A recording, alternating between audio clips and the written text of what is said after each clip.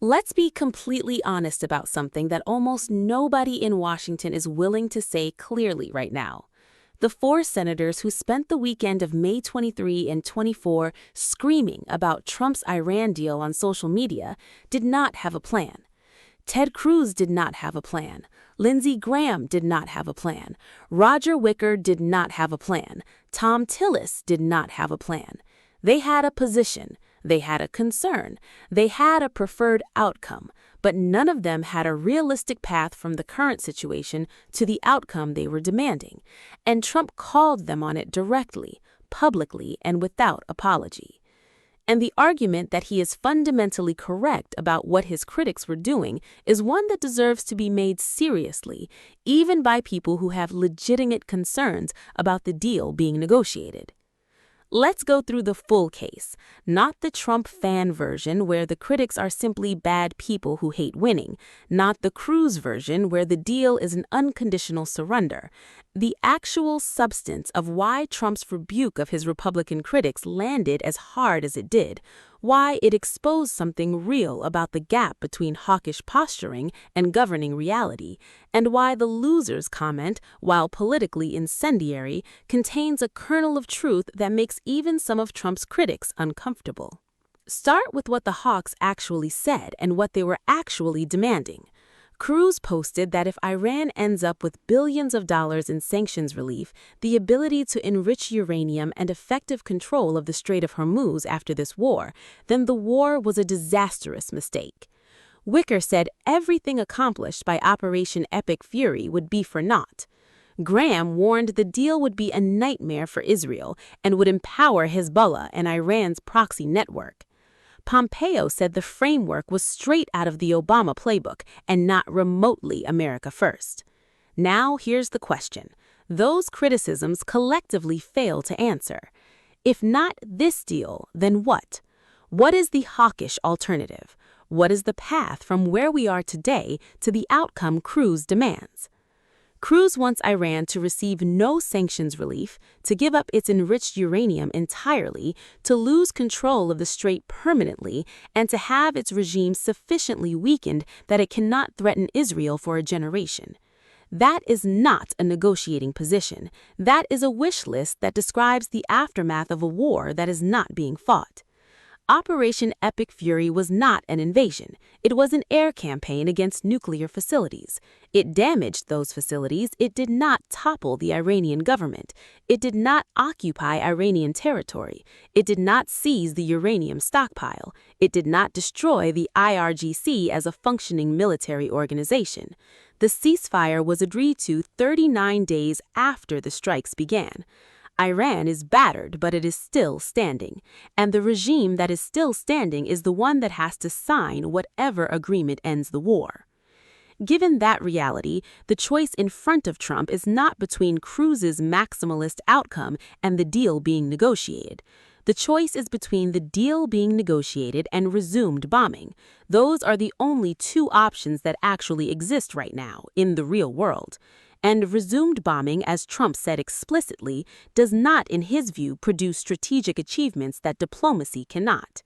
The Defense Intelligence Agency's own assessment, which the White House called wrong, but which multiple independent analysts corroborated, said the strikes set Iran's nuclear capability back by 1 to 2 months. Not years, not permanently, 1 to 2 months. Bombing Iran again does not resolve the uranium question.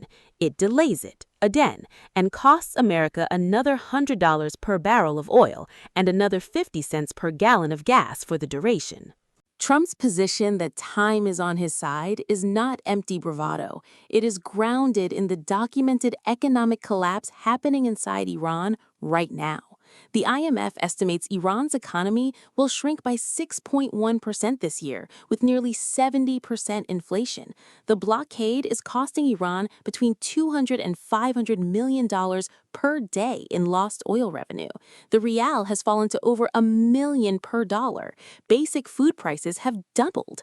Water shortages threaten 35 million Iranians heading into summer. The regime is financially bleeding out, and Trump's deal structure, as described by senior officials, is relief for performance, meaning Iran gets nothing until it delivers.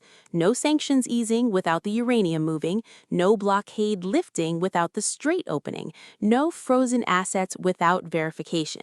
That structure is not the Obama deal. The 2015 Joint Comprehensive Plan of Action gave Iran billions in upfront sanctions relief in exchange for enrichment limitations with sunset clauses that Obama's critics, including Cruz, rightly identified as designed to expire rather than resolve the problem permanently.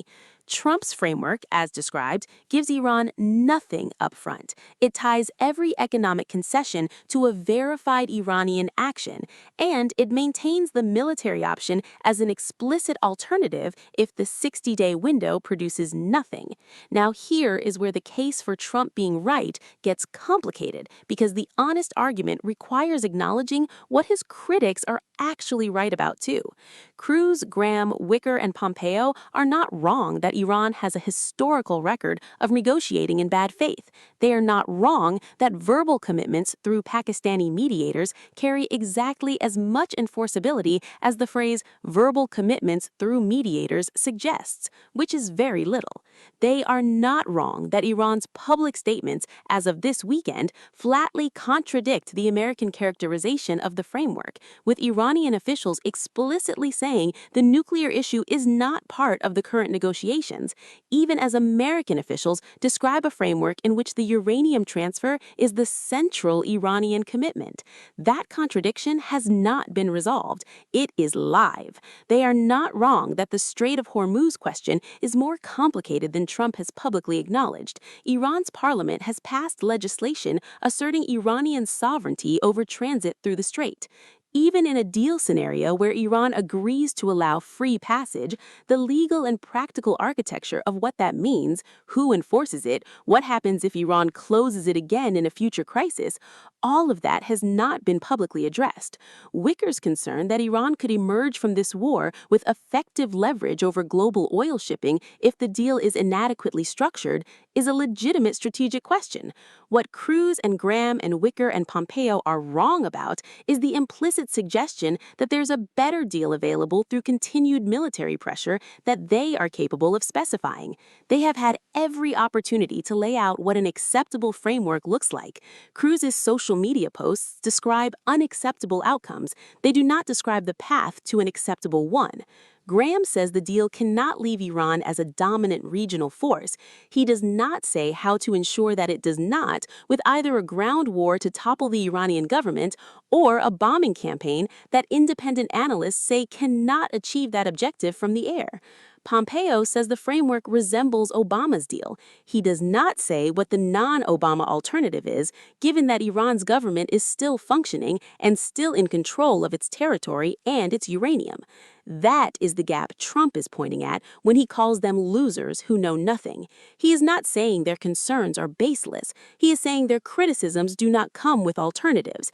And in the business of foreign policy, as in the business of real estate, if you tell the dealmaker the deal is bad and you cannot offer a better one, you are not helping. You are performing. The historical irony is almost too perfect to absorb without pausing for a moment. In September 2015, Ted Cruz organized a rally on the steps of the United States Capitol to denounce Barack Obama's Iran nuclear deal. He invited Donald Trump to headline it. They stood side by side at that podium. Trump called the deal incompetently negotiated. He called the people who made it very, very stupid. Cruz said supporters of the deal would have blood on their hands.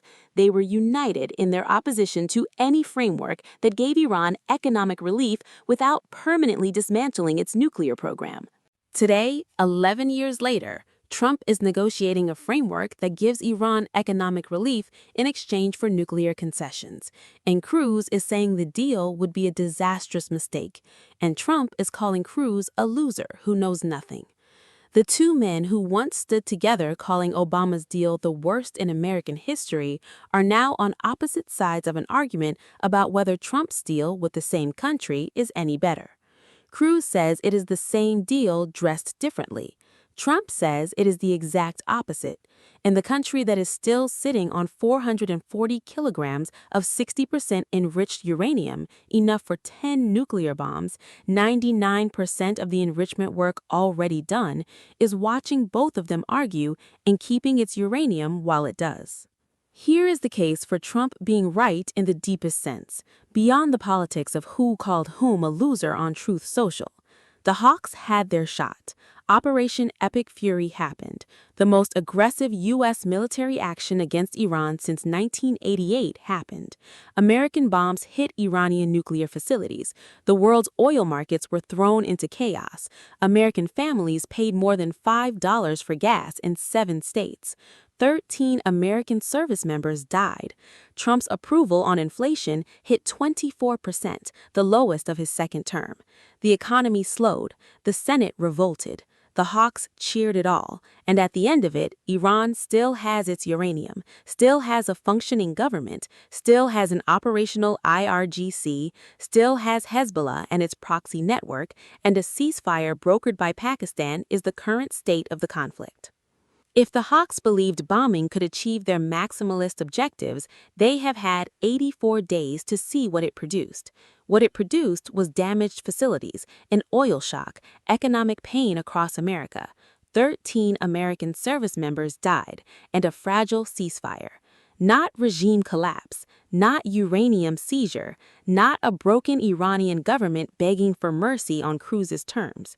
That is the reality Trump is navigating, and the critics who are demanding outcomes that the military campaign itself did not produce are not offering a better path.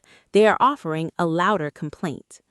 The deal is not final. The uranium transfer is not confirmed. Iran's public statements still contradict the framework's reported terms. The next 60 days will determine whether Trump's patience and economic pressure strategy produces a verified non-proliferation agreement, or whether Iran pockets the ceasefire oxygen and reconstitutes what was damaged. If the deal collapses and Iran keeps its uranium, Cruz gets to say, "I told you so." If the deal holds and Iran's uranium leaves the country or is destroyed, Trump gets to say he accomplished what every previous administration since 1979 could not, which is a verified end to Iran's nuclear weapons capability without a ground war. That is what is actually at stake. Not who said what on Truth Social over the Memorial Day weekend, not whether Trump was too harsh calling his critics losers, whether the deal works. So here's the debate that America needs to have honestly and completely. Are Cruz and Graham raising legitimate concerns about a deal-making president who may be too eager to declare victory before the details are verified? Or are they performing hawkish opposition to a deal they cannot improve upon, demanding outcomes that 84 days of bombing did not deliver, while Trump is the only one in the room actually trying to get the uranium out of Iran before it becomes 10 nuclear bombs? And here's the question nobody on either side is answering directly. If you had to choose between Trump's 60-day framework with relief for performance or another 60 days of bombing at $5 a gallon, which one do you actually choose? Drop your answer below.